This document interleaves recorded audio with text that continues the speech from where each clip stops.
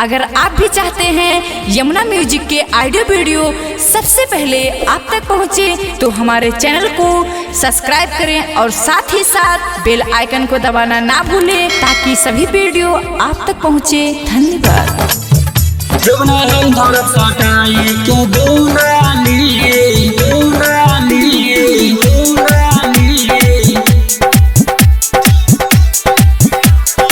माँ Vaishno recording studio Delhi.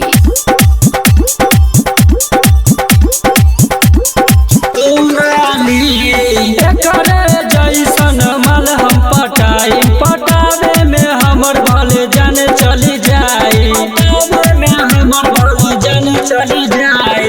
एकरे जैसन मल हम पटाई पटावे में भले हमर जान चली जाई। के करो से नाही डरे भला बानी,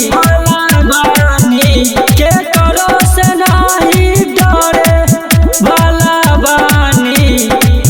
जोबना हम धरब जोबना हम धरब जोबना हम धरब सटाई के दूनाली, जोबना हम धरब सटाई के दूनाली, जोबना हम धरब सटाई के दूनाली, जोबना हम धरब सटाई के दूनाली, दूनाली, दूनाली। माँ वैष्णो रिकॉर्डिंग स्टूडियो दिल्ली। जोबना हम धरब सटाई के दूनाली, दूनाली। कमर के नामर लेके कवन दर्जी सियले बा, नीचही से लौकता रे ऊपरे में ढीला बा, ऊपरे में ढीला बा। कमर के नामर लेके कवन दर्जी सियले बा, नीचही से लौकता रे ऊपरे में ढीला बा। चाहे ई गोर होखे चाहे करिया, चाहे ई गोर होखे चाहे करिया। जोबना हम धरब जोबना हम धरब जोबना हम धरम सटाई के दूनाली, जोबना हम धरम सटाई के दूनाली, जोबना हम धरम सटाई के दूनाली, जोबना हम धरम सटाई के दूनाली, दूनाली, दूनाली।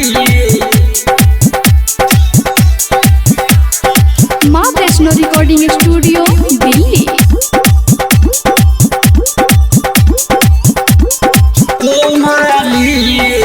जब जब नाचे आवे तारे साटा में, रणधीर टाइगर देखे जाले रात में, जाले रात में। जब जब नाचे आवे तारे साटा में, रणधीर टाइगर देखे जाले रात में। राइटर रघुवीर से मिले जाले, राइटर रघुवीर से मिले जाले। जोबना हम धरब जोबना हम धरब जोबना हम धरम सटाई के दूनाली, जोबना हम धरम सटाई के दूनाली, जोबना हम धरम सटाई के दूनाली। एकरे जैसन माल हम पटाई पटावे में भले हमर जान चली जाई। के करो से नाही डरे भला बानी, के करो से नाही डरे भला बानी। जोबना हम धरब जोबना हम धरब जोबना हम धरब सटाई के दूनाली, जोबना हम धरब सटाई के दूनाली, जोबना हम धरब सटाई